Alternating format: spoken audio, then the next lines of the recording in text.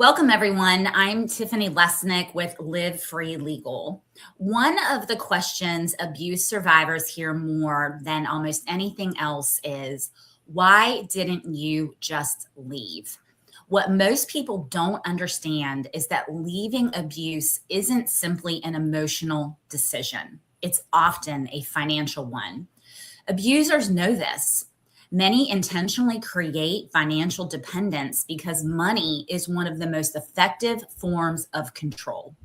Today, we're talking about something we don't discuss nearly enough: how money keeps women trapped, and more importantly, how to begin preparing for financial freedom from your abuser, and how to make smart financial decisions when it comes to things like your home, retirement, pensions, when going through separation and divorce.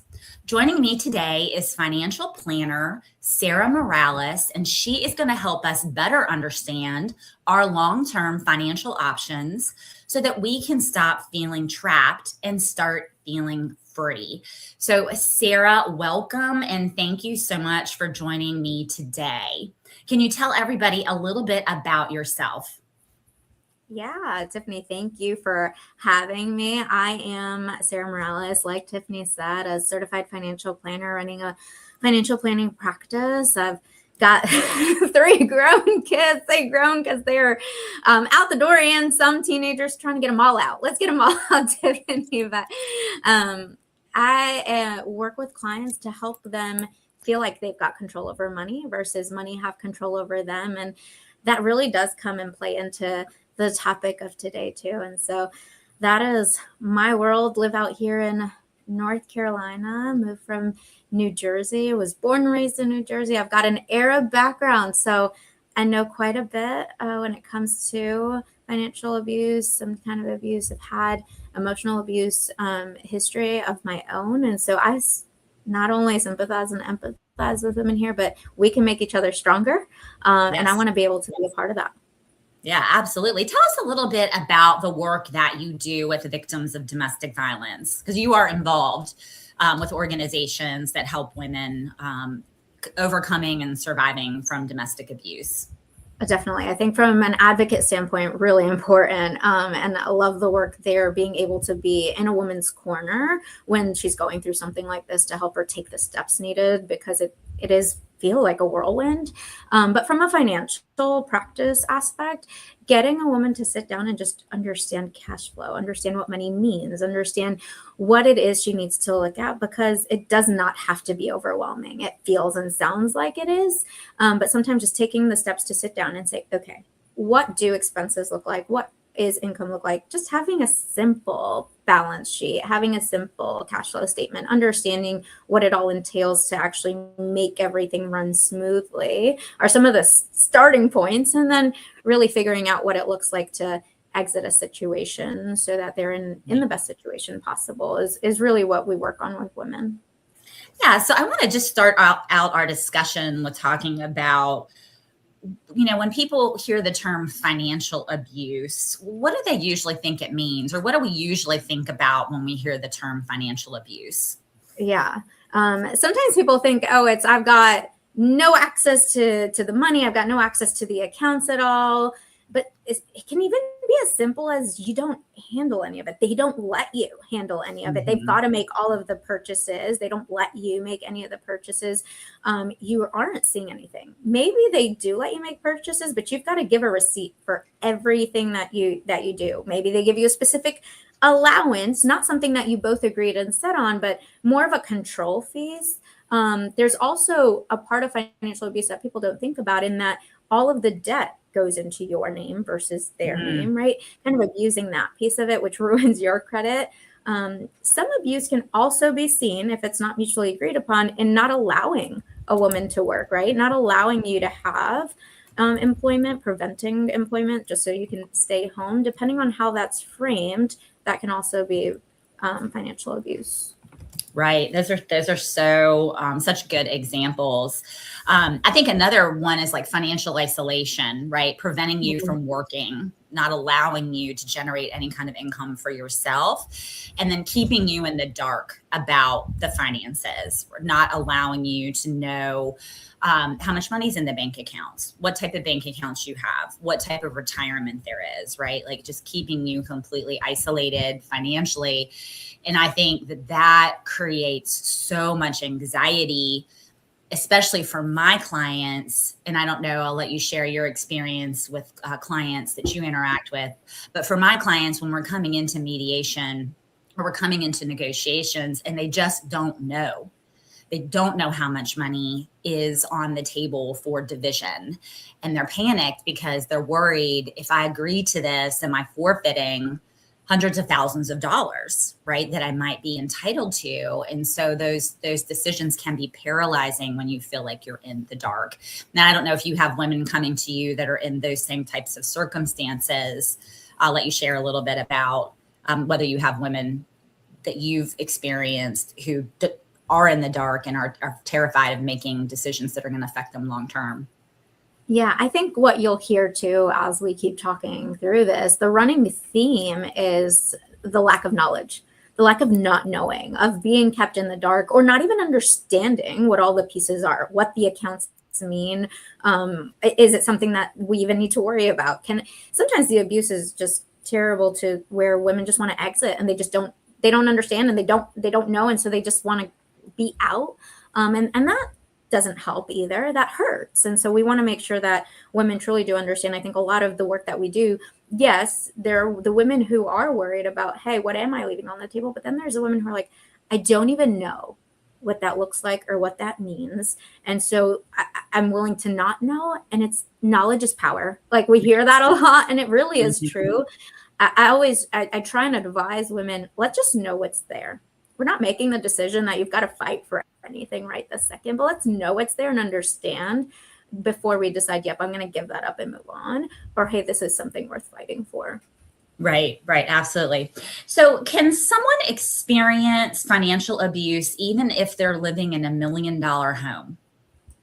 Oh, 100%. I think, living in $1 million home can feel like we're surrounded by a good lifestyle. But if you've got no control, and again, being left in the dark on everything else, that does not mean that you've got financial freedom, that you've got the freedoms from abuse. It almost means like you're locked up in a jail, right? Like that home is your cell.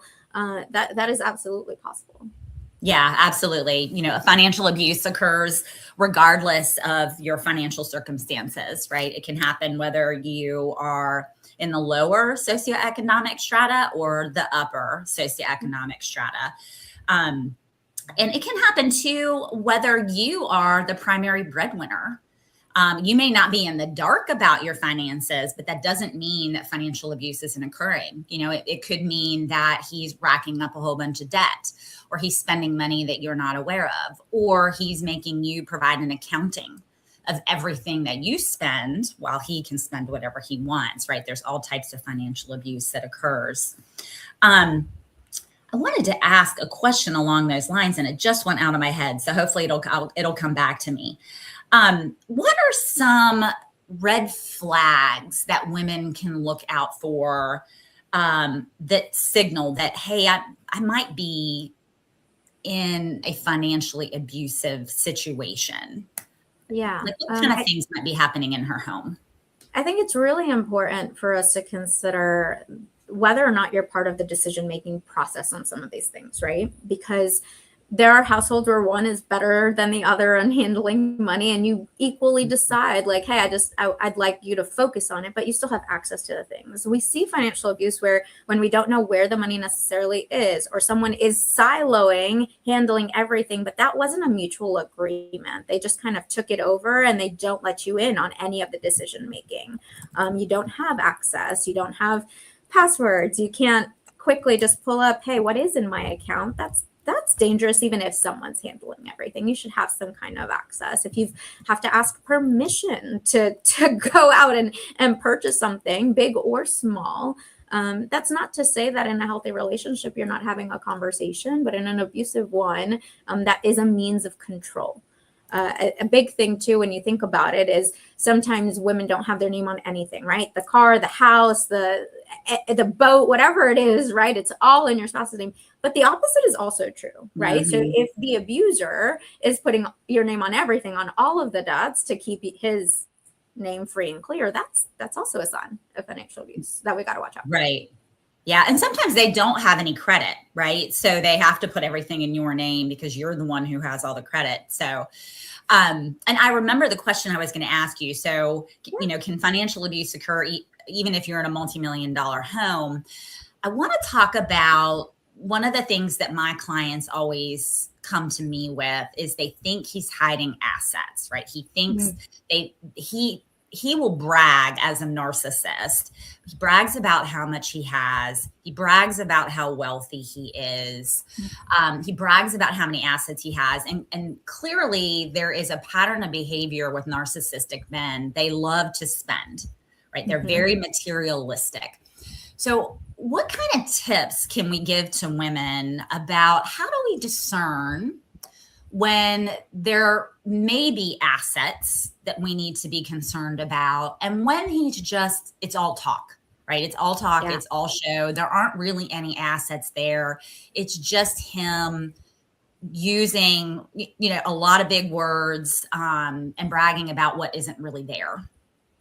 Yeah, I think a lot of that is going to be, again, knowledge is power, right? And so having access and knowing, hey, is he racking up debt in the house, right? Maybe he's using the equity in the house to do all of the crazy spending, to be that showboat. Having access to accounts and knowing what's coming in and out, if we have that, let's say we've got access, Tiffany, to the checking account, we know it's coming in and out, but he's saying, oh, I did this, did that. If he is doing it, then there are assets somewhere else, right? It's just following the money trail almost, right? And understanding, okay, this is either I can see it happening, but I don't see where the money's coming from, or no, I see everything's happening and he's not able to do this. And so it is just fluff to make himself look better, feel better. Right. Watching that money trail can really help us see, are there assets that he is depleting outside or hiding from us so that he can live the lifestyle that he wants from around the household, from behind the household. Right. Yeah, absolutely. And what I usually tell my clients is look at the lifestyle that you've lived during the marriage, right? If you're driving really nice cars and you have a beautiful home and you're taking lots of vacations and you're not accruing debt, right? Your debts, the American Express bill is paid off every single month. There probably will be assets there that need to be divided. Yep. If, like Sarah said, if he's buying all of these things, but you're driving 15-year-old cars, you never go on vacation. Or if you go on vacation, you're going to visit the in-laws because it's free, right? And the credit card debt is out of control and you're having to file to consolidate the debt. It's probably, like Sarah said, it's probably fluff and he's just bragging about what isn't there to build up his ego. Because, right, we need that narcissistic supply. And materialism is one way that we feed that supply. So if you're joining us today, welcome. Thank you. Hey, if you're comfortable, drop us a question in the chat. Tell us about some of your biggest financial fears in leaving your abuser. Many women have very rational reasons for not wanting to leave their abuser. They think, maybe I'll end up homeless. How am I going to feed my children? I've never paid the bills before. I don't know how to do that, right? I have no income. A huge one is I can't lose my health insurance. And for many women who've been in abusive relationships, whose adrenal systems are already shot, or maybe have autoimmune conditions, which is very, very prevalent and common for women coming out of abusive relationships, they desperately need that health insurance.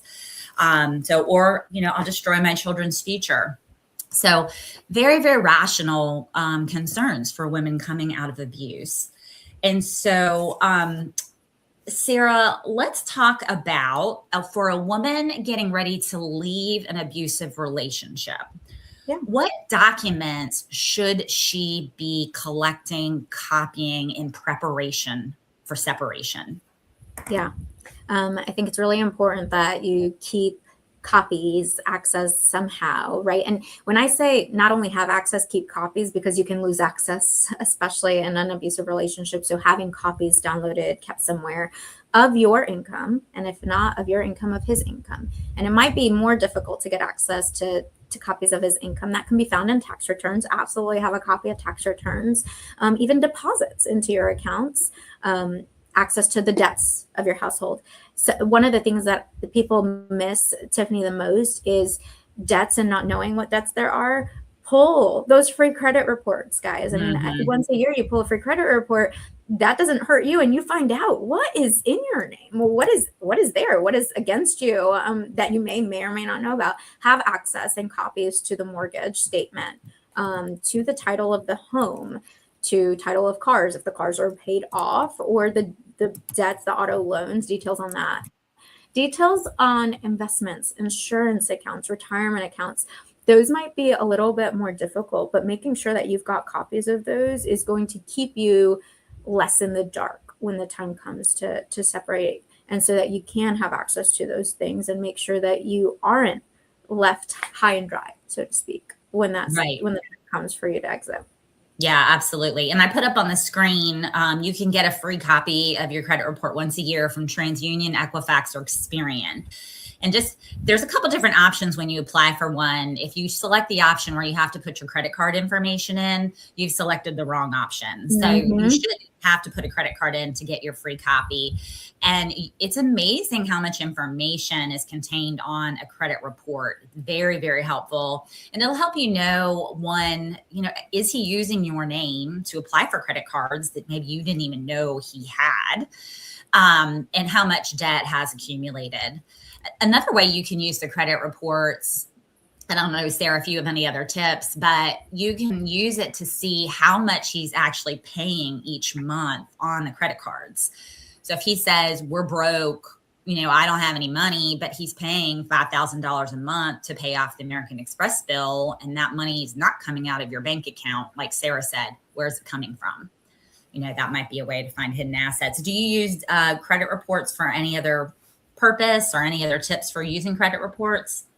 Those are definitely the main ones. I would also check to make sure that they're not leaving your own debts to go into default, right? They're not hurting your credit along the way, just focusing on their own or building their own. I mean, you guys are a household, and a part of that is control. That way they kind of leave you with a bad credit. So checking your credit report and keeping an eye on it, not just pulling it once. I have them pull it every year. It is free to do it annually. Let's make sure that nothing's changed in a year, that they haven't added anything else, and that everything is on the up and up for you as well. Yeah, that's a great tip. Great tip. The other thing, what I tell my clients too, is anything that has numbers on it, make a copy, right? Take a picture, a screenshot, make a copy. Even if you don't know what it is, if it's got numbers on it, or it sounds like it's from a financial, or it looks like it's from a financial institution, it's got a name on it like Fidelity, Charles Schwab, Northwestern, Wells Fargo, PNC, whatever it might be. If you're like, I think this might be something of a financial nature, I'm not sure what it is, make a photocopy, take a picture. If it's in the mail, take a picture of the envelope with his name on it and the date on it. So when he says, I don't have a retirement account with Fidelity, you can be like, oh, well, I got a picture of this envelope with the date on it, that says July 2026, something exists, right? So, and keep him in a safe place. Don't just keep him in the house where he has access and then he can destroy him, keep them with a friend or with your lawyer or something like that. So, okay. Should a woman who is getting ready to leave an abusive relationship, should she have her own bank account? That's a really good question. And if she's getting ready to leave, yes, she should have her own bank account, but it should be set up very safely. So like you mentioned before, having a lawyer, a good trusted friend, an advocate, so that you can follow safety steps to get that set up, right? We want to make sure that we're only accessing it from a secure place, that it's not a password that he's going to know, that it's not going to be, that statements aren't going to be mailed to the marital home, right? And making sure we've got a mailing address where the statements, if something gets mailed about the account being open, right? Sometimes we think, oh, we'll set up electronic monthly statements. Well, something might get mailed from that bank, and we don't want to raise any red flags. But having your own account is going to allow you to start to put something aside a little bit, nothing crazy, but allow you to start those steps as you're getting ready to exit. That's very important. Right. Yeah. And I have had clients who've opened their own credit cards or have opened their own bank accounts, and the statements have gone to the marital residence, and it has created a safety issue for them. So that is a great tip, right? Have a friend, have a family member where you can use their address to make sure that any kind of mail is going to them, and maybe even use a separate email, use a family or a friend's email address so that you're not getting, if he's checking your email, it's not coming in that you have a separate bank or credit card, because abuse escalates when they think they're losing control, and when they think you're about to leave them, then, the abuse could escalate. Your safety could be at risk. So those are good tips. What if she's able to take $20 here, $20 there, right? Is that still worth doing? Yeah, it truly is, because it will leave you feeling not like you're at zero, and it'll leave you feeling a little bit more confident in being able to start that building of yourself process. A lot of what we find with women in these financial situations is they've got no confidence at all. They have no idea where to start. And I can tell you that small $20 here and there is a great confidence builder, that you can start somewhere, and that as you leave, it's less of, I have nothing, including no bank account, versus I've got a bank account with $200 in there. It can make all the difference. And, speaking on that, Tiffany, I'm going to just backtrack just a little bit. You had mentioned one thing about women being afraid to exit because of things like health insurance. And I know we're talking about bank accounts, but y'all, health insurance, that's separation is a qualifying event. Like, don't let those things, when we think about the financial security of yourself, be the factor of whether you leave or not. Right. And that then jumps back into, is $20 even worth it? Absolutely it is. It's going to help you build the habit and the confidence that you need to be building on your own when that time comes for you to go. And this wasn't part of our planned discussion today, but I'm going to put you on the spot because you've helped me with this, privately. So can they get health insurance through a financial planner? Like, if a woman needs health insurance, is that something that a financial planner could help her with? Great question. Depending on the financial planner you work with, right? There's a lot of different financial advisors out there. Speak with a certified financial planner. They've got a fiduciary duty, which really, just like as an attorney, Tiffany knows, means they've got your best interest at heart. They'll put you in touch with the right people to get you what you need. As far as health insurance is specifically, a financial planner doesn't necessarily sell health insurance products, but they will have relationships with health insurance brokers that can help you get those things in place. They will act as your middleman. They will get you connected in situations like this where there is financial abuse. Having that financial planner be the person who handles that for you, so a lot of that communication isn't going back and forth in an email that may not be secure, can be really helpful. So yes, if you're talking to a certified financial planner, they'll have access to brokers that will help you get the best thing in place. So you don't have to worry about it, and they'll talk it through with you and tell you what the options are, what it actually means, what the coverage means. So it's not like, I don't know what I'm signing up for. Is this even the same thing that I had? What if his health insurance is better? Talk with a financial planner. They'll help to break that all down for you. Right. And sometimes another tip, if you have any kind of professional connection. So like if you're a teacher or an accountant, or, sometimes if you join a professional organization, you can get health insurance through that group. And it comes in a much discounted rate because you're going under the umbrella of hundreds of thousands of other professionals. So you can get a really good policy for a nominal, fraction of the price that you would ordinarily pay on the private market. So that's just a tip too. And we do have a question from the audience. I don't know the answer to this question, but thank you so much for asking. Sarah, you may know. We're just going to put it out there and see. And if anybody else knows the answer, maybe pop it in the chat. Their question is there a centralized database to find out where my name is being used fraudulently, like with Social Security, property, life insurance policies, banking, etc.?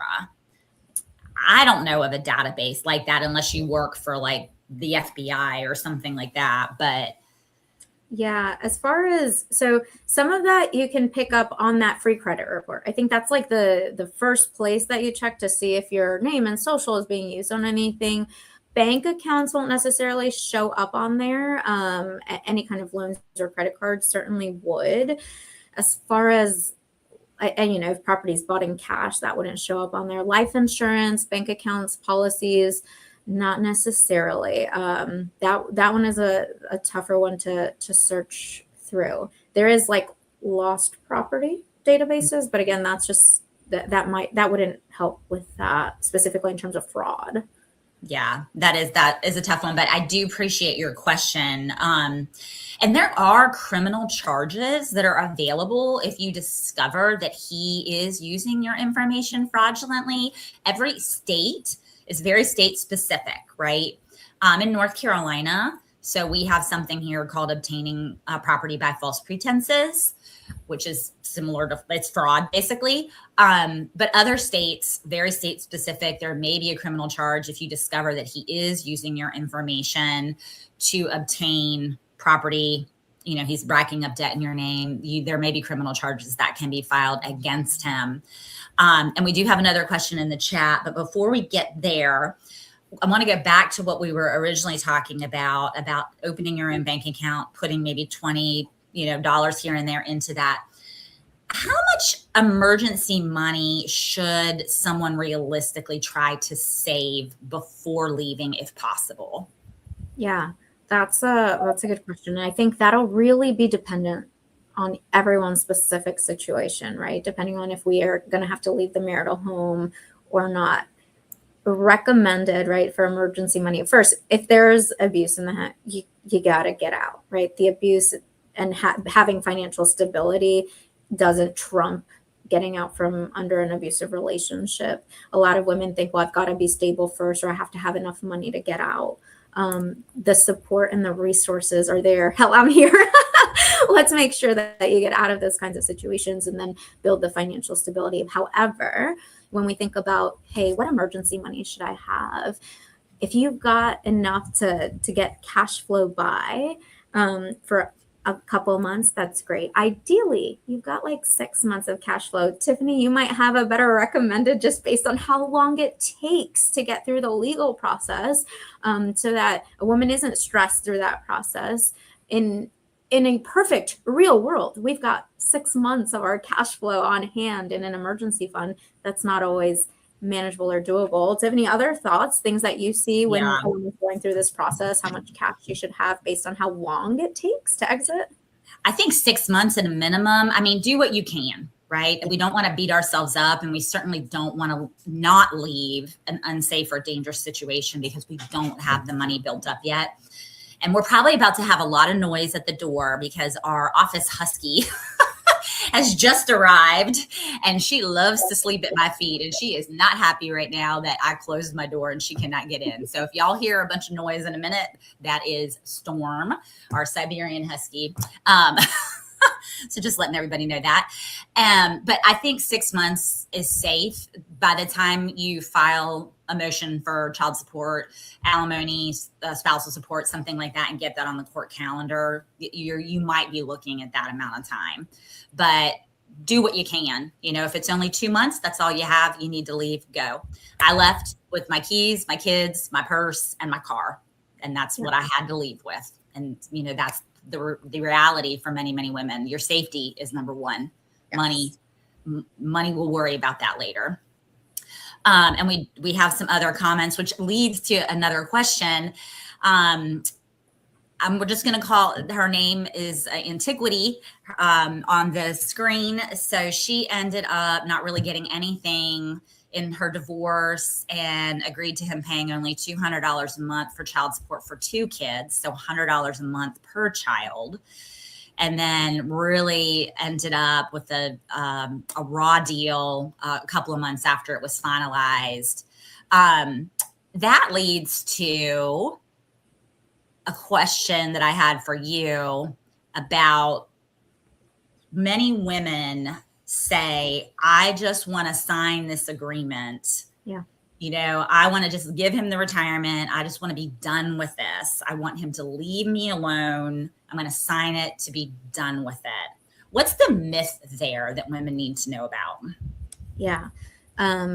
Again, where that knowledge is power, and know before you make a decision. There could be hundreds of thousands of dollars you leave on the table and a secure future just because we're just in this mindset of, I don't know what's there, so I just want out. Like, I don't care about what it is. And so I try and coach women to just take a deep breath and take a step back for a second and just let's know what's there before we make the decision. The decision may be just let's get out, because there is nothing there, but there could be an opportunity of a secure future, not only for her, but for her children. There could be hundreds of thousands of dollars in retirement or other accounts that can be accounted for. And so knowing what's there is going to be really important. Yeah, no, absolutely. And the reality is, ladies, that he is abusive. It's a persistent personality pattern. He's always been that way. He's going to continue to be that way. And him telling you, if you just sign this, I'm going to leave you alone or things are going to get better, it's a lie, right? It's just manipulation to get you to sign something so that he can get what he wants financially. Because if there's 2 things abusers are coming after when you separate, it's your kids and the finances, right? Money and children are the 2 things that they're going to use to try to control you following separation. And take what he says in the comments, and she also unfortunately lost custody of her kids. And I'm so sorry for that. But we're glad you're here. So keep watching and keep following. Court custody is a process, right? It's not a one-stop shop. There are multiple hearings that occur throughout your children's lifetime, and there are ways to repair, restore, and heal and get to go back and try again. So don't give up. Don't lose hope. You can always schedule another hearing. You can always schedule modification, and you can try to restore and get more time with your children. Okay. So I don't want you to give up on that. So let's talk about the woman who is trying to make a decision in mediation or about a separation agreement. Retirement's on the table, right? And she's trying to make a decision about retirement. I want to talk about retirement accounts because this is an area that's really confusing for women in particular. So let's talk about, and let's break it down in simple pieces to digest. Let's talk about the differences between an IRA, a 401k, and a pension. So let's talk about IRA and a 401k first of all. Can you tell the audience what's the difference between an IRA and a 401k? Absolutely. And first of all, ladies, this is tough for anyone. So don't feel like we're under the bar here at all. And the reality is, like Tiffany said, it's important for us to understand these differences because the literature tells us, research tells us women are going to hold more than half of the world's wealth within the next 4 years. So it is in our hands to really know and understand so we can do right and steward it really well. 401k and an IRA, 2 different kinds of accounts that hold similar kinds of monies. What I mean by that, those 2 kinds of accounts are funded with dollars that are not taxed yet. So before you get the money from the paycheck, it gets taken out and put into a 401k because an employer sponsors a 401k. That money hasn't been taxed. It's called pre-tax dollars. An IRA, typically 80% of the time, unless someone is self-employed, is a rollover from some kind of 401k if someone leaves their employer. So it also holds pre-tax dollars. Both of the accounts have penalties to withdraw before retirement. Both of those accounts are 100% taxable if they are not Roth 401ks. If it's just a true 401k and an IRA, 100% taxable come retirement. Every dollar that comes out is taxable. Both of those accounts are invested in the market.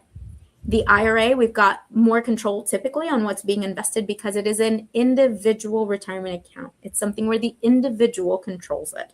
The 401k typically is controlled by the employer, but you can make investment decisions just based on the pool of investment options that the employer provides. So two very similar retirement accounts. The 401k, when it comes to exiting, will fall under what's called a quadro, so a qualified domestic relationship orders, where they will split that account. That's done by the courts.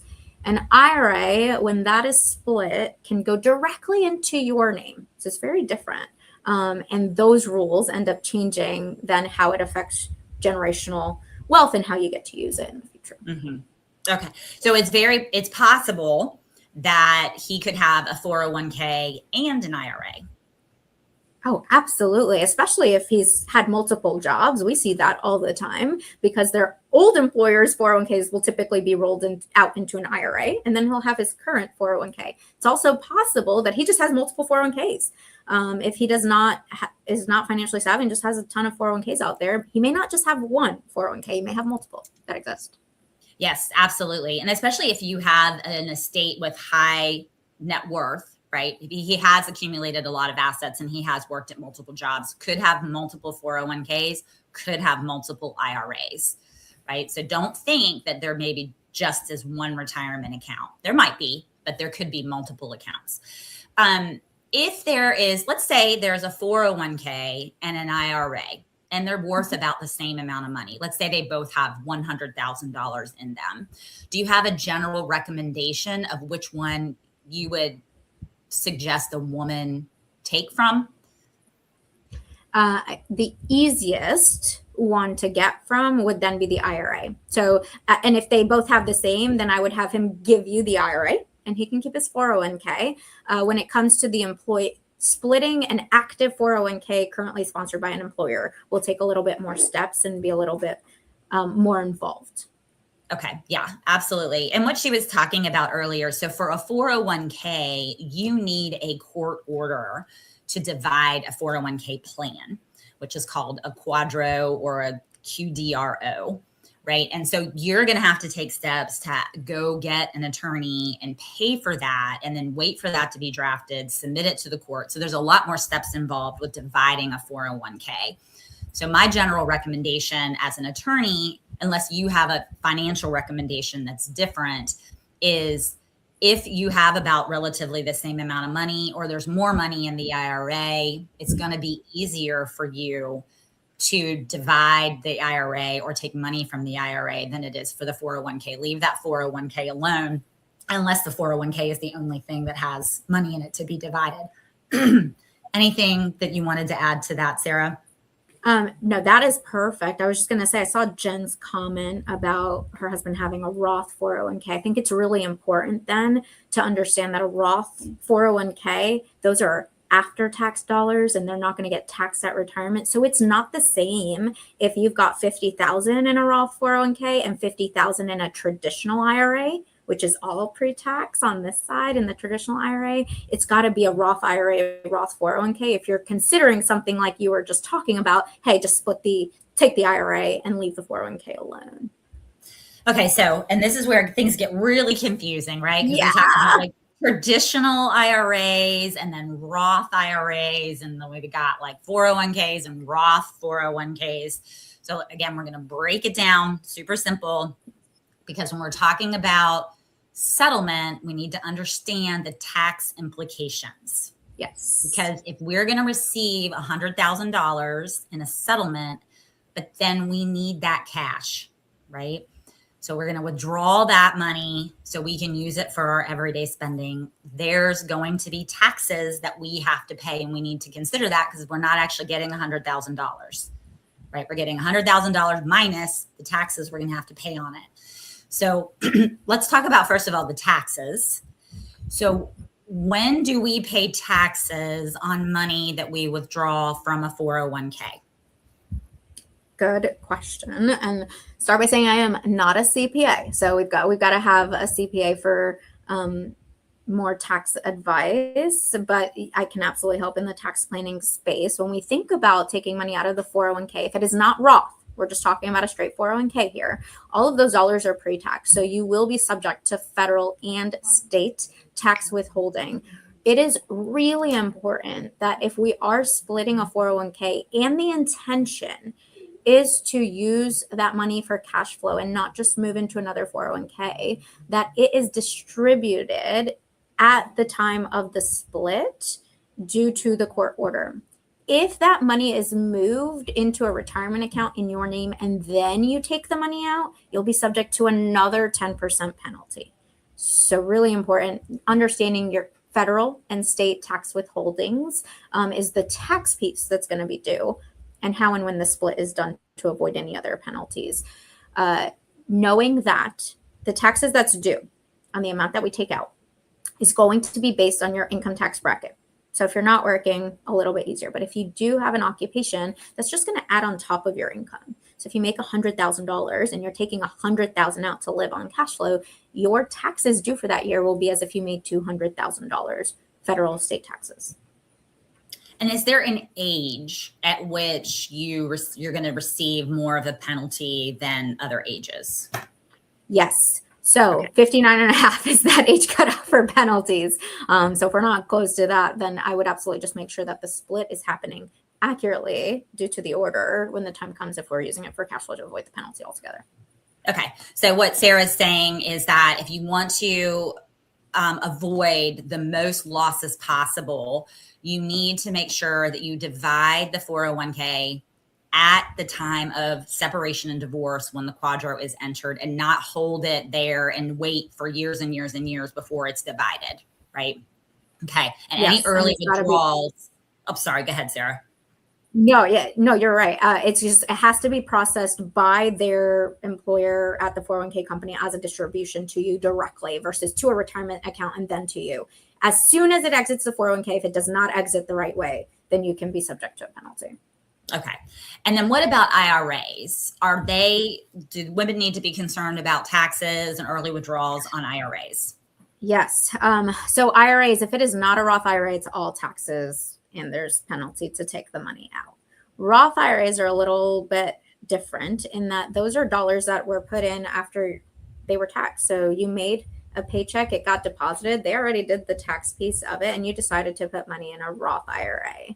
That is subject to investment growth up and down. What's nice about the Roth IRA is that while it limits how much you can put in there, the money grows tax deferred. You don't pay any taxes. In retirement, every single dollar is tax free. So if I put in $50,000, it grew to $500,000. In retirement, every dollar of that $500,000 after age 59 and a half is completely tax free, even though my basis, the only thing I put in was $50,000. And so with the Roth IRA, there are rules and allowances where we can take out basis along the way without the penalty, which is really helpful. And typically without the tax piece, as long as it's just the basis, because those are after tax dollars. Once we start to get into taking out earnings and things like that, that's where we start to hit some of those taxes and penalties. Okay. And again, make sure to seek the advice of a CPA in your state for specific tax advice. This is just general education information, letting you know that there could be tax consequences to taking money from an IRA or a 401k. We are not CPAs in any way, and they're going to be the folks that you need to go to them in advance too. If you're getting ready to go to a mediation or you're in negotiations and you get an offer, right, that he's offering you $100,000 from an IRA, seek the advice of a certified public accountant and ask, how much is this going to cost me, long term as far as taxes go, or any kind of early withdrawals if I need to take the money out, so that you can figure out, maybe you need to ask for a little bit more to offset your losses. Maybe instead of $100,000, you need to ask for $130,000 to offset those losses. The question in the chat was, would a Roth 401k, well, it wasn't, the question wasn't, would a Roth 401k be better than a 401k? But I'm going to ask the question, would a Roth 401k distribution or taking money from a Roth 401k be better for a woman going through separation than a traditional 401k? Yes, I would. If we've got both dollars, I would fight for the Roth option because you'll have less tax liability. You'll get more money in your pocket versus more money that gets to go back to the government later. Same thing with that question, Jen, of would a Roth 401k be better than an IRA? If it's a traditional SEP, simple IRA. If it's not a Roth IRA, yes, the Roth 401k, Roth dollars are going to be more money in your pocket over time than any traditional IRA or any 401k. And then Jen, to answer your question about basis, and yeah, it's that, like, I love the question. Stop us, especially when those things come up. That sounds so foreign. Basis just means the money that you put in, right? The money that he put in, the money that was taken and put into that account. That is your basis. So if I put in $100, but the account's at 1,000, then my basis is 100. The account gain is 900 because the account balance is now 1,000. Okay, so the basis is your starting point. Yeah, what you've put in. Okay. And then Antiquity had a question. This one's probably more in line for me. How would you even prove it wasn't you that signed your signature to documents? So let's say he forged your signature on a financial document. How do you even prove it wasn't you? Well, there's your testimony, right? You could sign an affidavit, one that's a sworn affidavit with your signature on it. There's that. You could potentially, I know this is hard. We're talking about finances today. You could hire an expert, like someone who's an expert in handwriting to say that's not her handwriting, or that can prove that it was forged somehow. I know that's expensive. So when we're talking about finances, it seems disingenuous to say, well, you can go out and hire an expert, but that's another option as well. But those are two suggestions that I have for you. And then Jen asked, can that be taken out without penalty? So I think the Roth 401k, I believe, is what she's referring to. And Jen, correct us if we're wrong. Definitely. It matters on the account type, right? So if we are talking about Roth 401k or not, and when the distribution happens, Jen. So making sure that you have someone look at your specific situation. The basis in a Roth IRA can be taken out without penalty. Again, there are some stipulations in how it's taken out. Very important that it's processed correctly so that you don't find a surprise. So I'd have someone just take a look with you at those accounts. And I'm just going to pop in the chat here so everybody has it. Military retirement accounts are called TSP accounts. So just so everybody knows that. And then any kind of state accounts usually have some kind of like numbers and letters associated with them, like a 403B or something of that nature. So not all 401ks generally associated with private companies. Yes. Right. States also have their own retirement set up. If you're a state employee, like a teacher or a government worker or something like that, you're usually going to see numbers with a letter similar to 401k. They'll just be different numbers and letters depending on where you live. So that's a tip to look out for. And then there might be other federal, Sarah, you may know this, if there are other federal plans that are out there for federal employees that have different numbers or letters associated with them that women can be looking out for. Yeah, the things you'll see are for federal employees, it'll be called like FERS, F-E-R-S, yes. Teachers and local government, similar, LGERS, TSERS, TSERS, right? And these are their pension plans that the state is taking money and saving up for them to pay out a pension. So those are other retirement accounts. Yeah, so anything that's got, like I said, anything that has numbers or letters or just looks foreign or strange to you, take a picture, make a copy, right? These might be things that are really important. So now I want to talk about, because we're getting short on time, and this one is really important. As an attorney, and I'm sure as a financial planner, pensions. Yeah. I want to talk about pensions because this is an area where folks really undervalue what is on paper, right? So I'll get a statement. He has a pension. I get a statement. It shows the pension's worth $60,000, right? Is it a good idea to trust necessarily what that statement says that pension is worth? Great question. No, not necessarily, because that is going to be the present day value of the pension. And we got to understand that pension doesn't pay out at the present day value. And so there's two ways to look at the pension: as a present day value lump sum, or as what is your portion of the monthly benefit that you would receive, because it can be split up as a monthly benefit in the future. And so making sure that we understand the amount difference. What is that present value amount today? What is the amount that you could possibly receive as a monthly payout if you stuck with that, and what that difference is to you? So I would not stick with just the present value calculation. Again, could be leaving hundreds of thousands of dollars and a secured retirement by doing it that way. Right. And yeah. And so what I do in my cases is I have, anytime there's a pension that's involved, I have them appraised, right? Because they do have this future value. When I have a pension that looks like it's worth $60,000 on paper, we have it appraised. It could be worth $600,000, right? There is a huge difference there. So don't just take him at his word for it. And having it appraised, you get it appraised by a CPA. Okay. And it's not as expensive as you think it is.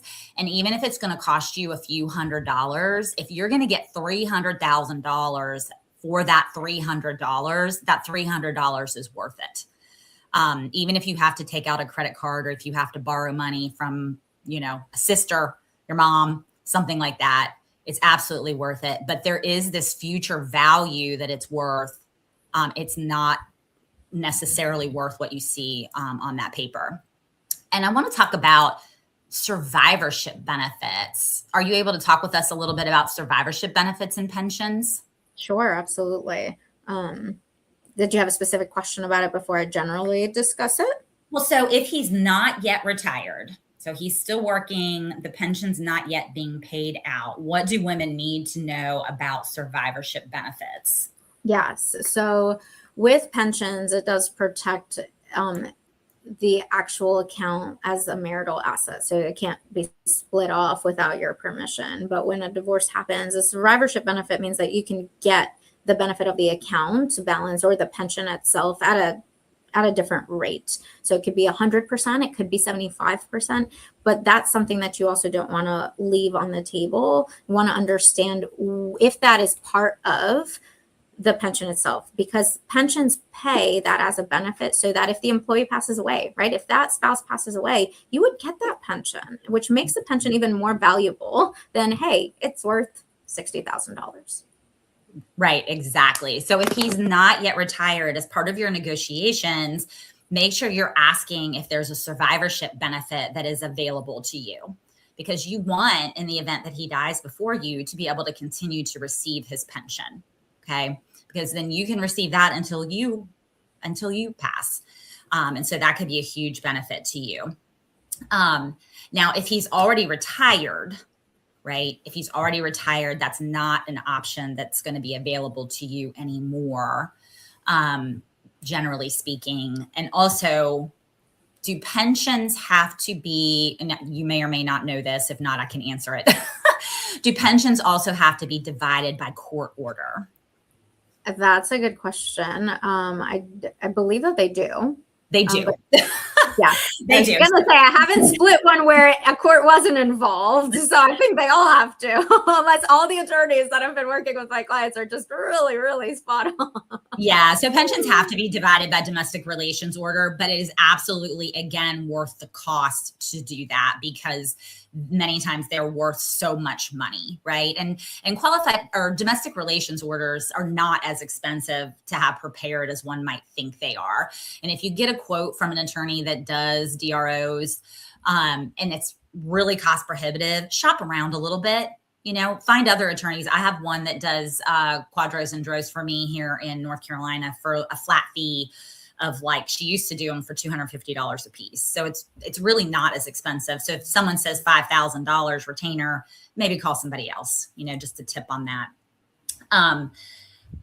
And then if he's already retired, a tip for you, you will not need a court order to divide the pension, because he's already receiving the money. So you can't get the funds directly from the employer anymore. What you'd have to do is negotiate for a certain amount of alimony to be paid, or a certain amount of the pension benefit to be paid to you directly from him each month, right? So he's already receiving his pension.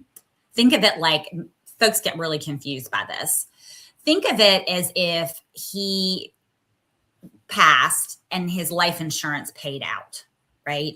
Life insurance company doesn't have the life insurance proceeds anymore. It's no longer there. Same thing is if he has retired, right? Pension company is paying him his pension benefits directly. So they can't pay them to you. So you're going to have to receive his pension, part of his pension benefits from him rather than the company. Hopefully that makes sense. And that's if he has retired. So you're going to have to negotiate as part of your support or your equitable distribution settlement that he's going to pay you a certain amount of money each month from that pension that he's receiving. Did that make sense, Sarah? Did I confuse everybody? I followed you, but it is something that is difficult to sometimes wrap our heads around. So really important to just know that it's there and have that discussion with our attorney, with the CPA, yes, with a financial planner before making any decisions. Yes, yes. And we had a question, what are PERS? I think antiquity, maybe you meant FERS. There is one that is called PERS. It's for public employees. Again, a government pension system. Okay, gotcha. Okay, great. It made sense to antiquity. Okay, so again, it's a public pension, you said? Yes, so it's for public employees. So it's a public employees retirement system used by government facilities as well, just like the TSERS and the ELDERS. FERS, F-E-R-S, is for federal employees. So PERS can be at the state level. Typically, we see this with California, Ohio. They've got PERS systems, but it's a pension. Okay. So I want to talk about one more thing. And if anybody has any final questions, please drop it in the chat because we're almost out of time. Thank you so much for the engagement. We're so glad that you're here. I want to talk about 401k loans. So what should they be looking for as far as 401k loans? Where do they find those on the statement? And what types of things should they take into consideration if there is a loan?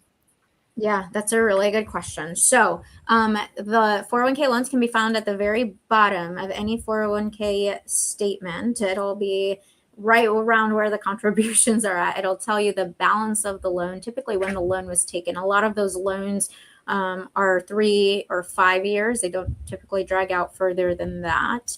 But knowing that truly a loan from a 401k is them borrowing from themselves can be a signal of, hey, our abuser is using his own money to keep control, fund what he wants, get what he needs, and take away from the household retirement. But that shouldn't bring down the value of the 401k that you're entitled to. It brings down the amount of 401k that's available to him, but because he's spending money from his 401k, it doesn't mean you're not entitled to the account balance prior to that loan. Very important to just distinguish what the loan is for. Are there other things, Tiffany, that you're seeing when they're doing 401k loans? No, I think it's a good tip for women to think about, okay, yeah, what was the loan used for? Was it marital waste? Is he having an affair? Is he spending it on another woman? Does he have an addiction issue? Is he spending it on his addiction? Is he using this money for anything other than a benefit to the marriage? And do you need to be asking your attorney for that money to be built back in to the 401k, right? Because if he took out a $50,000 loan, the balance on the 401k is reduced by $50,000, and you may want that built back in so you get an additional $25,000 as your share. So these are things you want to be looking for as far as missing assets are concerned.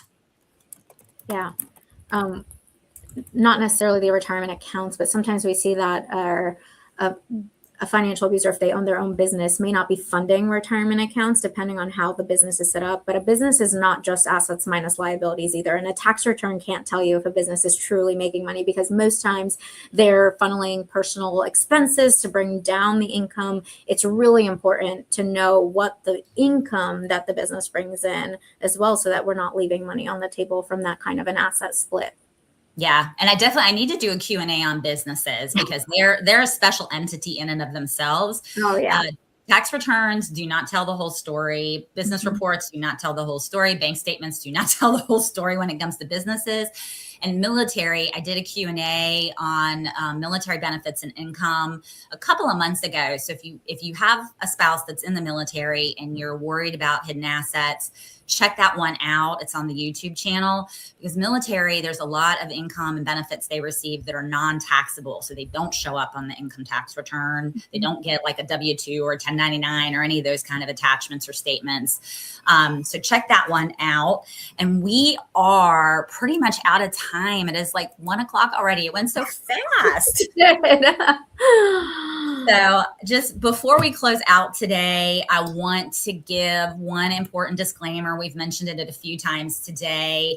Sarah was giving us financial education today, and I was giving general legal education. Retirement and tax issues can be incredibly fact and state specific. Before you sign any divorce settlement involving specific retirement assets or other assets, you may need a family law attorney. And I would highly recommend you get a family law attorney in your area, a financial professional, a CPA, a tax advisor, sometimes a pension valuation expert in the form maybe of a CPA. Please don't make a six-figure decision based solely on the fact that two numbers look equal on a spreadsheet. And that brings us back to where we started today.